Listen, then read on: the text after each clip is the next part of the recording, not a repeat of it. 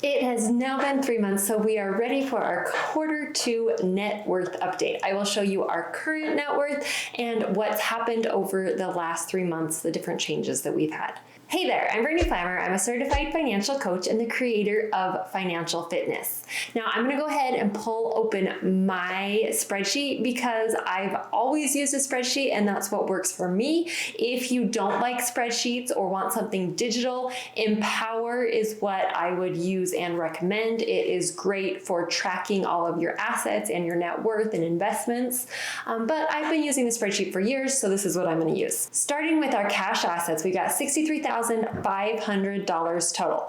Comparing them from this month to last quarter, it's been 3 months. Our checking and savings are both a little bit lower, but they're revolving. We've got money coming in every month per paycheck, and there's constantly bills going out, things coming in and out. So that doesn't concern me much at all. My business account is quite a bit higher. Every single month when I make money, I set aside a percentage to go towards taxes. I set aside a percentage to go back into my business. So when something comes up, I've got the money for it. And we invest a percentage of that income. Rather than putting it right into investments now, I'm putting it into an online savings account.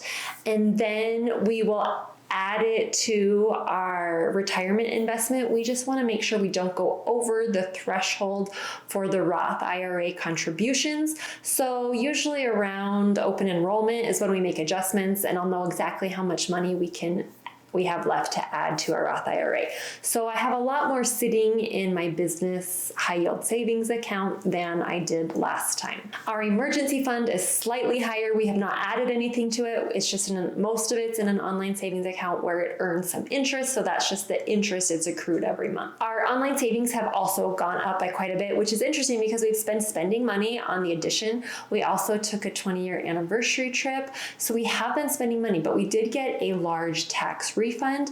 We put all of that into our online savings, and we are constantly each month adding some money into our online savings every month. So total cash assets have gone up over $12,000 in just 3 months. Moving on to our investments, they are almost $270,000. My husband's Roth IRA has gone up by about $4,000. We have contributed $1,200 of that.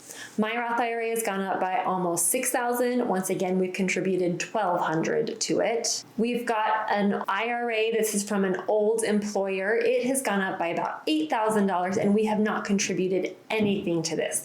We did not roll it into our current retirement plan at my husband's work because they don't have very good options, so we rolled it over into an IRA. And our current retirement plan's gone up by about $6,000, and $2,400 of that was contribution. The rest was growth. HSA has gone up. We have contributed some every single month. We contribute, I can't remember if it's $300 or $350. We contribute some into that.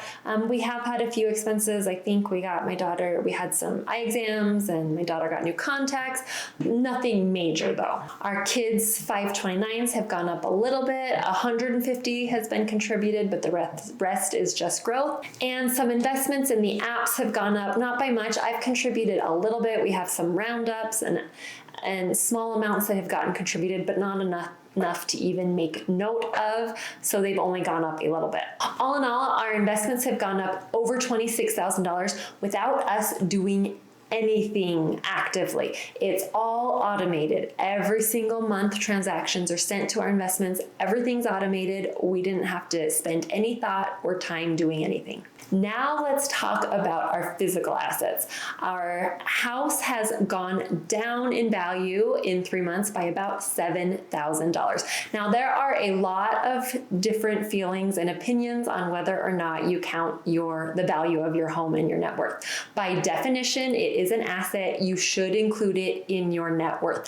Now that being said, I understand why people don't want to include it because you have to have somewhere to live, so you can't sell it immediately. Like investments, it takes longer to sell. I am tracking it because I have been tracking it ever since the beginning. I started tracking the value of our home, so I'm continuing to do that. In my spreadsheet, I also track our net worth excluding the value of our home. So at the end, at the very bottom of our spreadsheet, I show you both. Our cars also have depreciated a little bit, nothing major. So all in all, our physical assets have gone down by about $8,000 in the past 3 months. Even though our physical assets with our car and our house have gone down, our total assets have gone up by about $30,000 in just 3 months. That means we have passed the $1 million mark of assets. Now let's talk about debt. Our total debt is currently at about $115,000. Our mortgage has gone down because we have had, since last quarter, we've had 3 months of us paying down our mortgage. Moving on to our credit cards, we have one main credit card that we use to pay for just about everything, almost everything, and it is $2,000 more, has $2,000 more on it than it did at this time last quarter. That's just because it hasn't been paid yet in this month.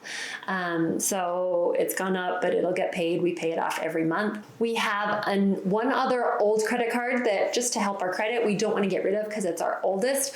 We just have one payment, one bill automatically paid by that credit card every month, so we're using it, but it doesn't have very much on it, so it's gone down. And we do have a third credit card at the hardware store.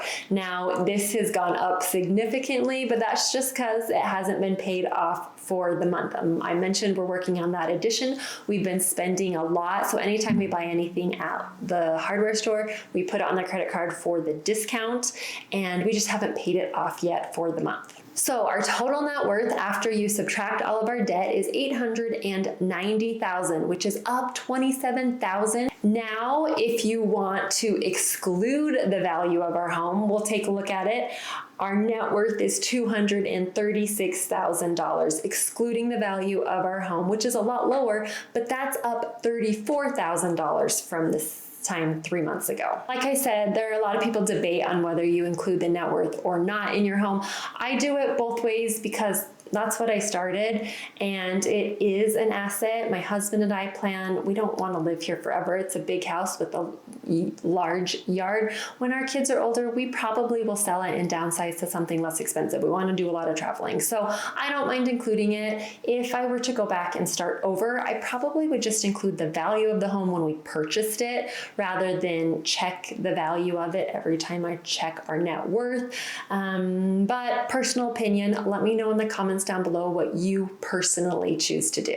Like I mentioned, if you want to track your net worth, you can do it pen and paper, a spreadsheet, or if you want digital, I highly recommend using Empower. The best way we have found to build our net worth is through using a budget. So if you want to check out my monthly budgeting videos, make sure you're subscribed, hit the bell, and you can see how I do our budget every single month. Thanks so much for watching. See you in the next video.